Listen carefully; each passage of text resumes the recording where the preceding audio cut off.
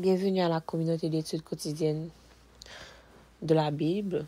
Nous continuons avec la méditation des jeunes en date du 14 avril qui a pour titre La vengeance de rôti. Romains 12, verset 19.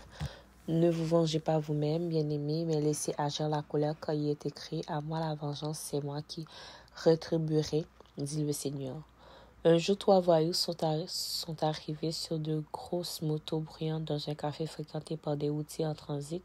Il n'y avait à ce moment-là que seul client. Un camionneur mince et petit qui se servait tranquillement une assiette de nourriture avant de reprendre la route vers une destination lointaine. En entrant dans la cafétéria, les 3 voyous costauds ont immédiatement repéré le routier maigre. Ils se sont approchés de lui, ont pris sa nourriture et se sont moqués de lui. Le camionneur n'a rien dit, il s'est levé, a payé son repas et est parti tranquillement. Mais content de ne pas avoir réussi à provoquer une bagarre, un des 3 motards a fait ce commentaire. Vous avez vu ça? Celui-ci ne s'est pas comporté comme un homme. N'est-ce pas, ma jolie? À vrai dire, a commenté la serveuse en regardant par la fenêtre l'immense camion qui sortait du parquet. Il ne s'est pas non plus comporté comme un bon conducteur car il vient d'écraser 3 grosses motos avec son camion.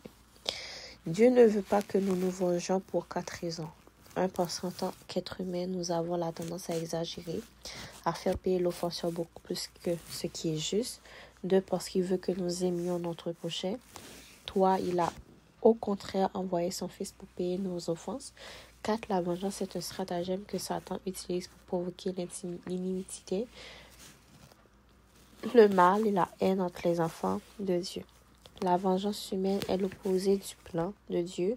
Au contraire, Jésus nous demande « Aimez vos ennemis, faites du bien à ceux qui vous haïssent, bénissez ceux qui vous maudissent, priez pour ceux qui vous maltraitent. » Luc 6, versets 27 et 28.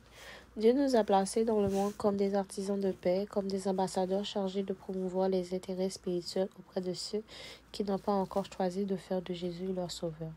As-tu envie de vengeance? Ce poids supplémentaire ne te permettra pas d'avancer vers la terre promise. Ne serait-il pas préférable de pardonner à l'offenseur et de laisser la vengeance entre les mains de Dieu?